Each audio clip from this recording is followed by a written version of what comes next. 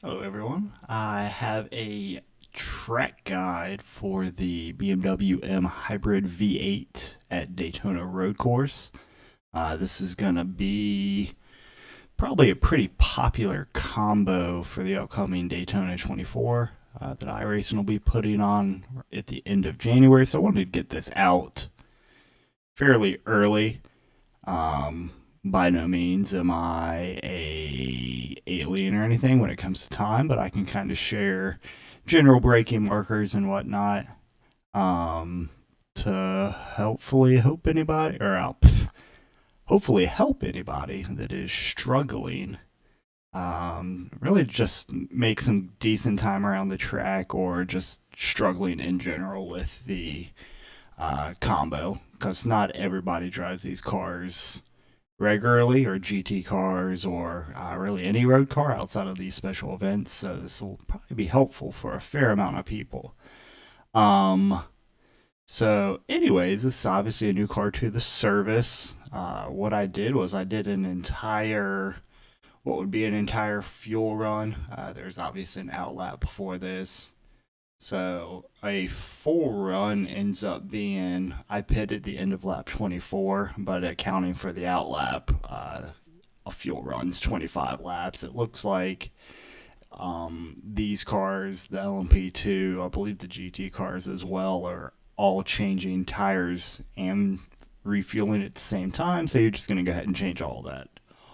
Every pit stop at this point, there shouldn't, outside of maybe a few occurrences, there won't be any double stinting tires and whatnot. But anyways, without further ado, I'll just kind of go over some data here. So you can see all the laps I ran. Pretty much every single lap was a 33. There's a few 34s in there where I messed up the International Horseshoe, which is the first horseshoe when you get down into the infield. I think best lap was a 32.916, as you see here.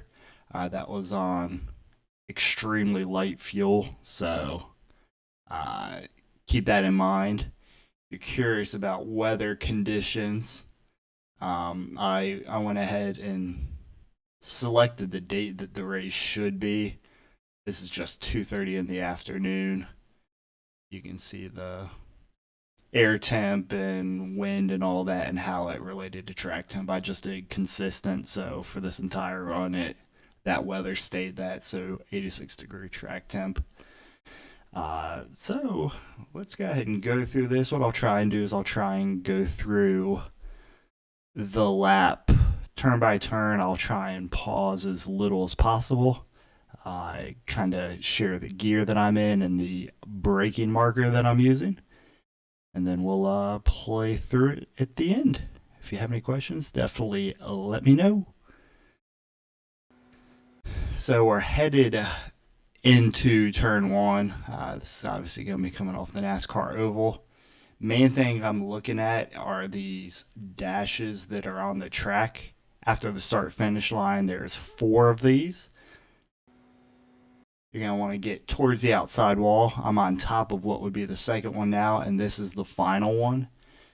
My braking marker here is pretty late uh, compared to past cars, and that's just how this car operates. I'm braking where I kind of feel like I'm right in front of this final dash marker. Also, something to note on this, and I forgot to mention it, I'm just using the default iRacing Daytona setup that they have. There's no tweaks or anything that I did. All the traction control is the same. You can see all those numbers here. This is just using their setup. I'm sure there's going to be better setups that surface out there, and that's going to kind of affect the lap time and whatnot, but I just wanted to put that disclaimer out there. So, right here, right before I get to this dash marker, heavy braking.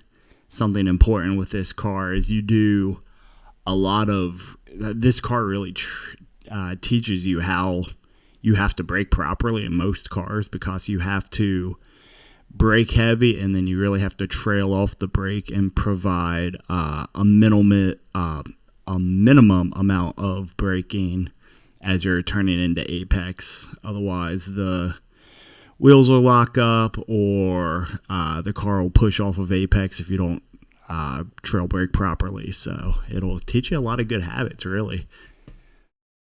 But I'm gonna end up going down to second gear here, going out wide, and then you'll see the edge of the tire wall here. You want to try and get as close to that as possible. Get to the grass as close as possible, and then you really got to be patient. Putting the throttle down, especially if you have any steering angle in it. When the hybrid's kicking in at low speed, it will really, I don't know, it'll really try and kick the back end out, I guess I should say. Through here, it's obviously just going to be flat out. Once this is pit exit here, obviously during the race, you got to keep an eye out for it. My marker here is as I'm crossing off over the final dash at pit exit. I go down to second gear here. I don't think you use first gear for any of these turns. I think it just bogs the engine way too down, and it just kicks the back end all over the place if you use first gear, and I just don't think it's optimal. So I use second gear every turn. We're gonna have a little bit of a later apex here. I know some people are gonna say this is what I use as my sight marker. When to start my turn in. I don't really have that. I just get down to the left side here. I guess if you look at it, it's when this kind of section here where it bends over starts to disappear from my vision. It's kind of a late apex. I push away from apex a little bit here. It's really hard to get all the way down to this apex, but ideally you get your right sides right down to this white line here. Really accelerate off the turn here. This is probably the turn I had the hardest time with, and it's specifically on exit. It's easy to... let me back it up a couple. So it's easy to push too far and kind of go across this part of the track and it unsteadies the car, or to try and exit off too shallow and not really unwind the steering, and it will try and kick the back end all over the place. So you got to be patient trying to put this throttle down exiting this turn. But you're going to exit out wide. You're going to go all the way up to fifth gear, flat out through here. Alright, so you're going to cross over this dark patch of pavement that goes across the track. Really, it doesn't matter which side of the track you're looking at. There's two sight markers here. So I'm either looking at where the access road starts here, or on the inside, it's going to be kind of where this white line starts to diverge from all the other ones. Again, pretty heavy braking. You can see my peak braking is probably 85-90%, but I very quickly start rolling out of that. Go down to second gear. Treat this turn as a double apex, or at least that's what I do. So you're going to want to clip the inside curb in here. You're going to push out a little bit wider. And then you're going to try and clip the apex again on exit. I did a pretty poor job of it there. But it's not uncommon to kind of hit an apex here, push out a little bit wide, and then kind of cut it in on exit to try and get a straight line drive off the turn. That just really helps get your power down. Second gear, like I said. Gonna go up to fourth gear here. The, I guess, end of where this other section of track would go off, or at the end of this white line, is where I do my braking, and I go down to second gear again. I start my turn in kind of roughly where the grass ends here. It goes back to pavement. And then you want to try and get your lefts onto this yellow curbing here. You can even get it onto the dirt a little bit here. Exit here is going to be obviously important because it's leading back onto the oval. Hard to get the power down, but really unwind the steering and try and just feed the throttle into it. You'll go up to 7th gear here for the bus stop. Obviously one of the higher speed sections of the track. So key point to look at here are all these braking signs. So after this 2 sign, if you kind of look through, I'm going to slow it down here. If you look through the fencing here, all right, here we go. There is a traffic signal, I guess it would be up on a light pole. That's kind of the point that I'm using as reference. I go down to 4th gear here, 4th gear here. I think I tried 3rd gear at one point and it's almost redlining the engine immediately. So obviously you just gotta leave it in 4th gear.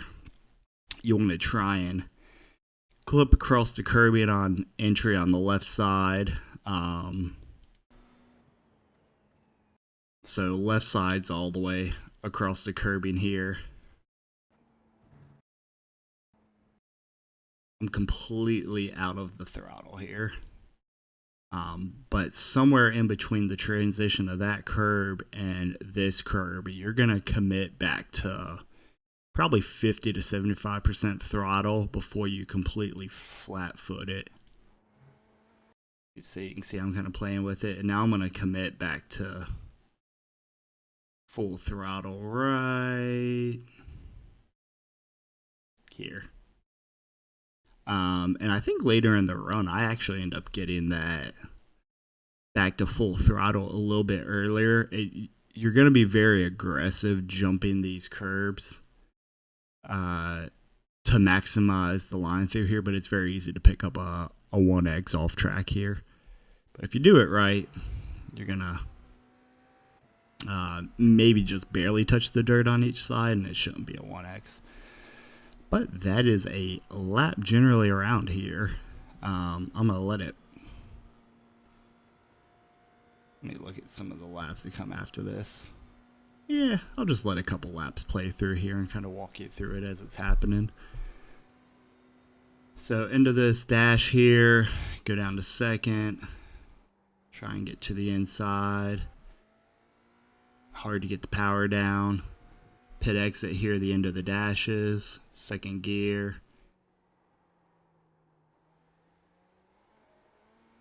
You can see where I kind of had to counter steer a fair amount there, just trying to get that power down. Look for the pavement where those cones start. 2nd gear. I did a little bit better with the double apex there. You may not fully clip that 2nd apex, but down to 2nd gear.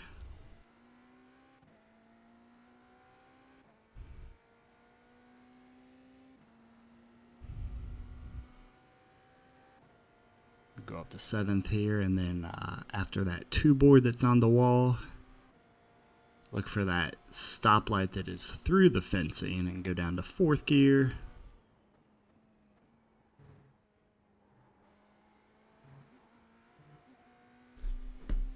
I'm not going to make you watch here. So let me show you. I'll show you a lap where I'm pretty sure I messed up the exit of International Horseshoe here.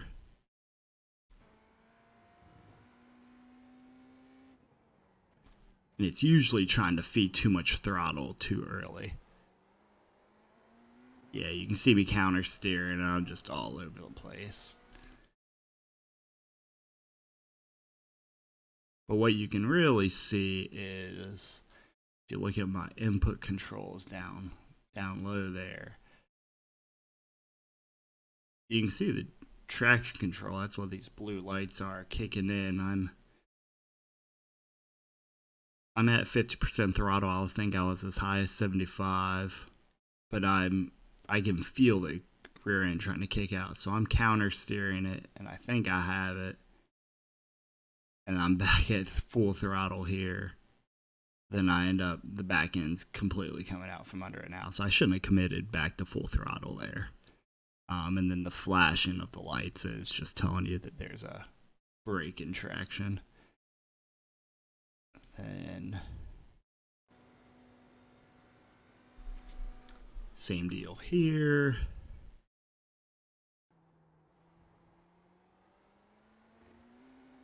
Yep, same deal.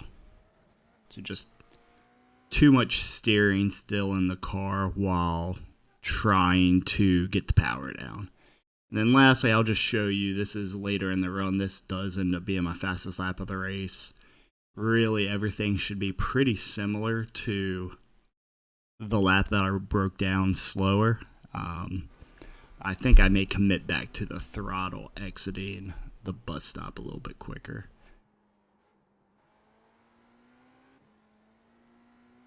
And even there, I almost lost the back end a little bit.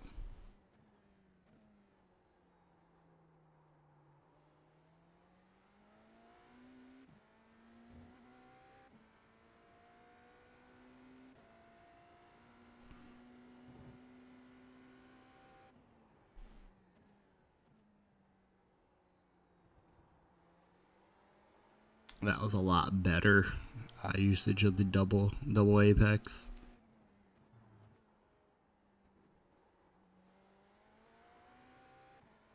A little bit of counter steering there as well. Let's go ahead and fast forward through the oval sections. Really pay attention to my throttle input here. So I'm already, I think I committed to it a bit earlier, so I'm already going to 50% throttle in between these two apexes.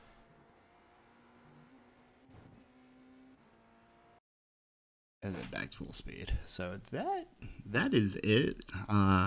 Looks like this video ended up just shy of 18 minutes, so I know a little bit longer, but I wanted to try and be pretty thorough. And like I said, I wanted to get this out earlier rather than later to try and get people headed on the right path to getting this track figured out. And the car itself, since it's a new car as well, I'm honestly still learning it myself. So if you have any comments or anything, let me know.